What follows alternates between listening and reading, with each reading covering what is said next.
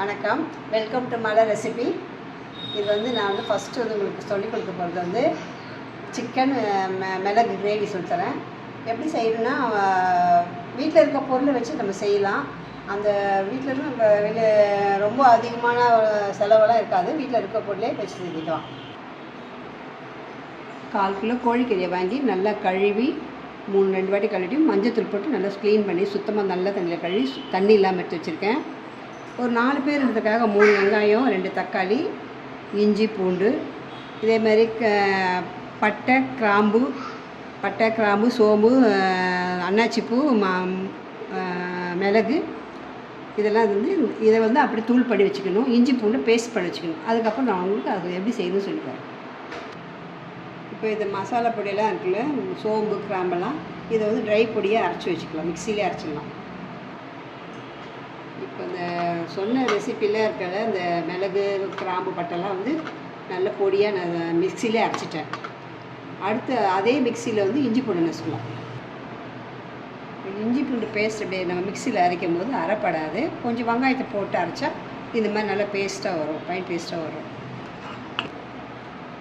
இப்போ நம்ம செய்ய போகிறது வந்து சிக்கன் மிளகு கிரேவி செய்கிறோம். அது ரொம்ப கம்மியாக 1/4 கிலோன்றதால நான் சின்ன குக்கர் எடுத்து வச்சுட்டுருக்கேன். இப்போ இதில் ஒன்றுமே இல்லை, எல்லாமே ஒன்றா சேர்த்து கலரி அதை மிளகா மஞ்சத்தூள்லாம் போட்டு தண்ணியே ஊற்றக்கூடாது. ஒரு கை தண்ணி ஊற்றி கலர் வைக்கணும், அவ்வளோதான். 5 நிமிஷத்தில் அது சவுண்டு வந்துச்சுன்னா அதை கடாயில் மாற்றிக்கலாம். வேறு ஒன்றும் இல்லை. இப்போ நான் எப்படி செய்கிறேன் மட்டும் கொஞ்சம் பார்த்துக்கோங்க. முதல்ல வந்து சிக்கனை போட்டுடணும். தண்ணி இல்லாமல் போட்டுடலாம். போட்டுட்டு அதுக்கப்புறம் நறுக்கி வச்ச வெங்காயத்தை போடணும். ஓரளவு வெங்காயம் அதிகமாக இருந்தால் எடுத்துருங்க. இது நான் தொக்கு வேணும் சாப்பாட்டுக்குன்னா பரவாயில்ல, வெங்காயத்தை போட்டு செய்யலாம்.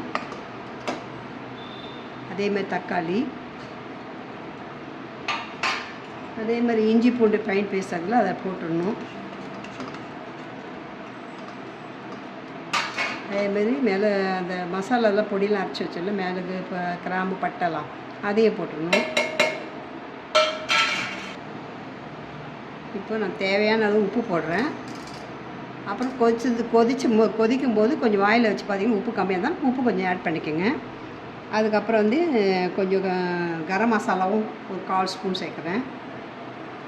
வீட்டில் அரைச்ச குழம்பு மஞ்சாத்தூள் மிளகாத்தூளை வந்து 1 ஸ்பூன் போடுங்க. ஏன்னா மிளகு போடுறதால இது 1 ஸ்பூன் போடுறோம். 1/4 கிலோ தானே கோழிக்கறி, 1 ஸ்பூன் போடுறோம். இப்போ இதெல்லாம் போட்டுட்டு இப்போ நம்ம கலந்துடணும். நல்லா கலந்துட்டு ஃபுல்லாக எல்லாம் ஒன்றா ஃபுல்லாக இஞ்சி பூண்டு வெங்காயம் தக்காளி எல்லாம் ஒன்றா வர வரைக்கும் கலந்துட்டு அப்படியே கேஸை பற்ற வச்சிடலாம். அப்போது தண்ணியே ஊற்ற வேணாம். அதுக்கு அவங்க வந்து வெங்காயம் கோழிக்கறிலாம் தண்ணி விடுவாங்க. அப்போ விடும்போது நம்ம எவ்வளோ தண்ணி பார்த்து நம்ம மீதியும் கொஞ்சம் தண்ணி கலந்துக்கலாம். கொஞ்சோண்டு கலந்து ஊற்றிக்கலாம்.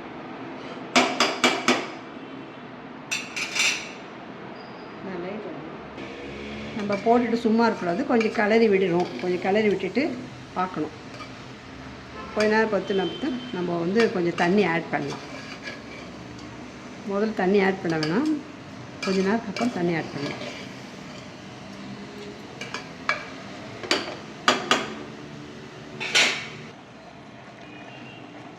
இது கொஞ்சம் தண்ணி கம்மியாக இல்லைன்னா அந்த கறியில் விட்ட தண்ணி கொஞ்சமாக வந்திருக்கு. அப்போ நம்ம கிண்டி விட்டுகிட்டே இருக்கணும்.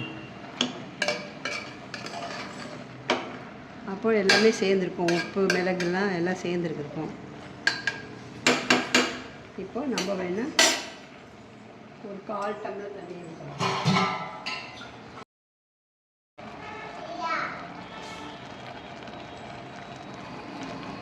பார்த்தா கொஞ்சம் தண்ணி கொஞ்சம் விட்டுருக்கு பாருங்கள். நல்லா 2 கலர் கலரிட்டு நல்லா 2 கலர் கலரி இது வந்து சிக்கன் மிளகு கிரேவி தானே, அதனால் கொஞ்சம் தண்ணி விட்டுருங்க. ரொம்ப வேணாம், கொஞ்சமாக தண்ணி ஊற்றிட்டு நீங்கள் குக்கரில் ஒரே சவுண்டு தான், ரொம்ப வைக்கக்கூடாது, ஒரு சவுண்டு தான் வைக்கணும். அதுக்கப்புறம் கடாயில் மாற்றிக்கலாம். சின்ன குக்கரு போட்டு ஒரே சவுண்டு வைக்கலாம்.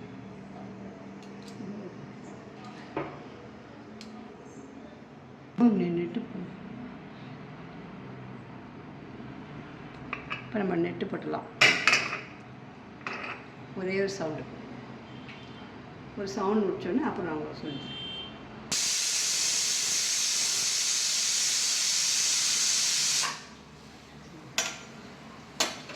இப்போ ஒரு சவுண்ட் வந்திருக்கு. இன்னும் ஒரு 5 நிமிஷம் வைக்கலாம், ஏன்னா அது வந்து லேட் ஆயிடுச்சு.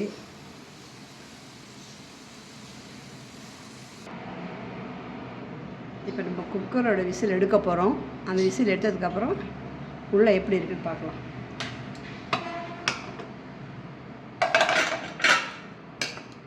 அது நல்லா தண்ணி விட்டுருக்கு. 2 கை தண்ணி தான் ஊற்றினேன். தண்ணி இருக்குது. இப்போ நம்ம வந்து அதை கடாயில் வந்து மாற்றி தாளிக்க போகிறோம்.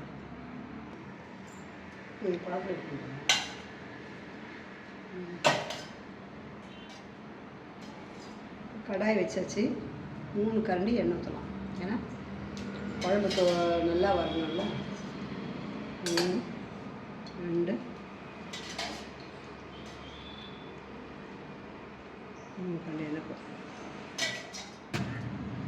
எண்ணெய் காஞ்சோடனே கடுகு போடணும்.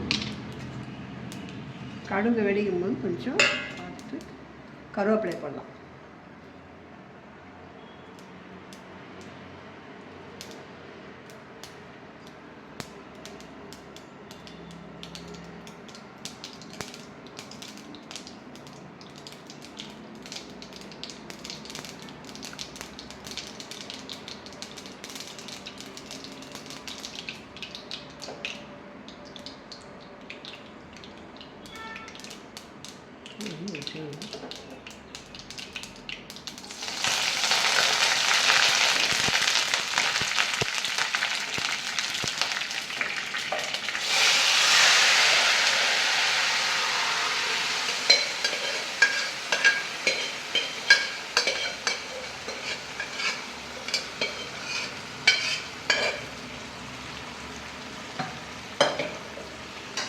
கிரேவியை நல்லா கலரி விடும்.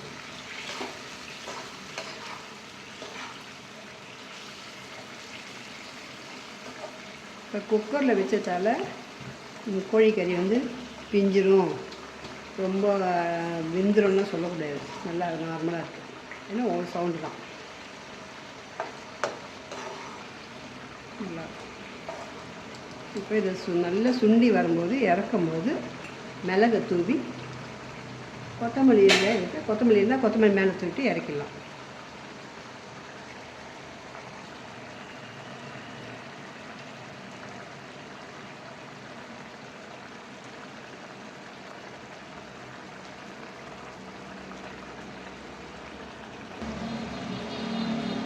இப்போ வந்து இதை ஒரு கலரிட்டு வேலைகளை பார்த்துட்டு நல்லா கலரி விட்டுட்டு நல்ல பக்கமாக கலரி விட்டுட்டு தட்டை போட்டு மூடி வச்சுக்கணும். ஒரு 5 நிமிஷம் போட்டு கொஞ்சம் சிம் பண்ணி வச்சுக்கணும். ரொம்பவும் வேணாம், கொஞ்சம் சிம்லேயே ஒரு 5 நிமிஷம் இருக்கட்டும். இப்போ ஒரு வாட்டி தட்டை எடுத்துகிட்டு கறி எப்படி இருக்குன்னு பாருங்கள். குழம்பு சுண்டி இருக்கும், நல்லா சுண்டி வருது. இன்னும் கொஞ்சம் சுண்டணும். நல்லா நல்லா நான் 2 வாட்டி இந்த பக்கம் அந்த பக்கம் 2 வாட்டி கலரி விடுங்க. 3 நிமிஷத்தில் நம்ம இறக்கிடலாம். இப்போ ஓரளவு சுண்டி வர மாதிரி இருக்குது. அந்த நேரத்தில் நம்ம வந்து மிளகு தூள் வச்சுருக்கோங்க கையில்.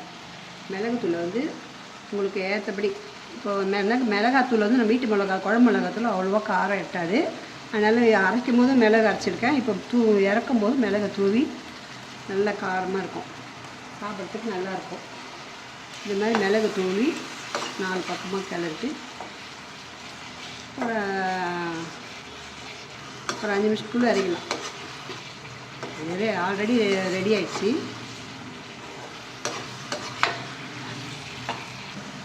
இந்த கிரேவி ஒவ்வொருத்தருக்கும் ஒரு மாதிரியாக பிடிக்கும். ஒருத்தர் கொஞ்சம் குழம்பாக இருந்தால் நல்லாயிருக்குன்னுவாங்க, ஒரு சிலர் இன்னும் சுண்டணுன்னுவாங்க. உங்களுக்கு எப்படி வேணுமோ அது மாதிரி பண்ணி கொஞ்சம் தண்ணி கூட ஊற்றி கொஞ்சம் குழம்பு மாதிரி கூட சாப்பிட்லாம். இப்படி வச்சுட்டு கூட நல்லா சாம்பார் வச்சு சாப்பிட்டா சூப்பராக இருக்கும். இல்லை சாதத்திலே கூட போட்டு பிசைஞ்சு சாப்பிட்லாம். ஓகே.